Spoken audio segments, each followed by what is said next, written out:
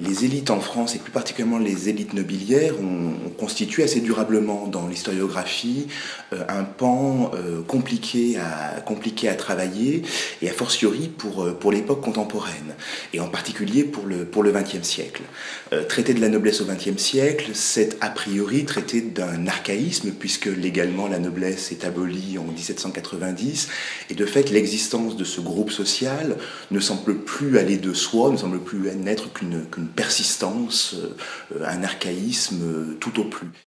Toute l'idée précisément de mon enquête a été de voir en quoi les expériences de la guerre vécues par ce groupe social pouvaient être singulières au sein des multiples expériences qu'ont pu vivre les individus plongés dans le conflit. Elles sont singulières à maints égards, ne serait-ce que dans les toutes premières étapes, c'est-à-dire les étapes de la mobilisation. D'emblée, on va avoir une forme de théâtralisation extrême de cette mobilisation, qui est un phénomène massif, un phénomène unanimiste, et qui va être très largement mis en scène et relayé notamment par la presse conservatrice, qui insiste énormément sur le fait que des lignages entiers, depuis de très jeunes gens jusqu'à des vieillards chenus, vont se mobiliser en août 14 pour défendre la France, qui n'allait évidemment pas de soi, puisqu'il s'agit d'une France républicaine dans laquelle beaucoup de ces nobles, qui pouvaient être proches de l'action française ou qui n'avaient été que des ralliés de mauvais gré, pouvaient avoir du mal précisément à se reconnaître. Il y a aussi des expériences singulières dans leur réalité même. On a affaire à des individus qui socialement appartiennent aux élites et qui, transposés sur le champ de bataille, vont conserver un certain nombre d'usages, un certain nombre de manières, vont également pouvoir s'insérer dans des réseaux qui préexistaient à la guerre et en tirer profit au cours du conflit, soit pour obtenir des postes particulièrement recherchés, ne serait-ce que parce qu'ils sont moins en vue, c'est-à-dire moins en première ligne que d'autres postes plus exposés, soit parce que l'on va mettre au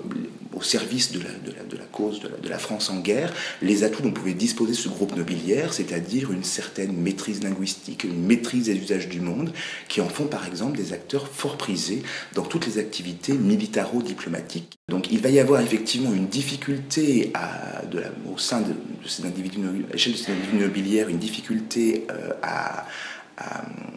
adapter les pratiques au feu à la réalité de cette guerre moderne, qui les expose particulièrement, notamment dans les tout premiers mois des conflits. Et on a là effectivement un certain nombre d'épisodes qui ont été amplement relayés là encore par la presse conservatrice, mais où l'on voit des cavaliers aux gants blancs charger sabre au clair des avions allemands dans les plaines des confins de l'Île-de-France et de la Champagne en août ou en septembre 14. Tout ça paraît effectivement tout à fait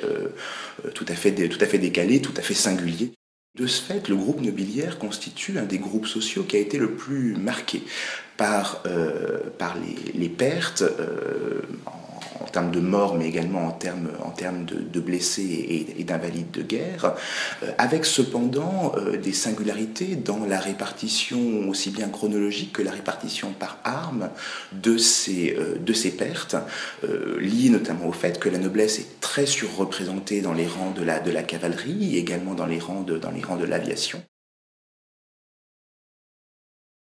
Les noblesses sont effectivement un gros groupe pourvoyeur de documents écrits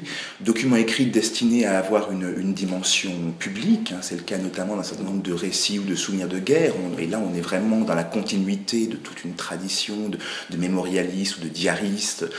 qui était déjà bien engagée dès l'époque moderne et qui se poursuit durant la Première Guerre mondiale. Et la seconde chance que l'on peut avoir quand on travaille sur les noblesses, c'est qu'elles sont également grosses productrices et grosses conservatrice d'archives privées. Et de ce fait, on peut accéder à un nombre de documents qui relèvent du fort privé, documents intimes, correspondances personnelles, mais également petits carnets, petites factures qui permettent de rentrer dans, non seulement dans l'intimité, mais dans ce que peut avoir de plus concret, de plus quotidien, l'expérience de la guerre, puisque c'est en l'occurrence l'objet sur lequel je me suis penché.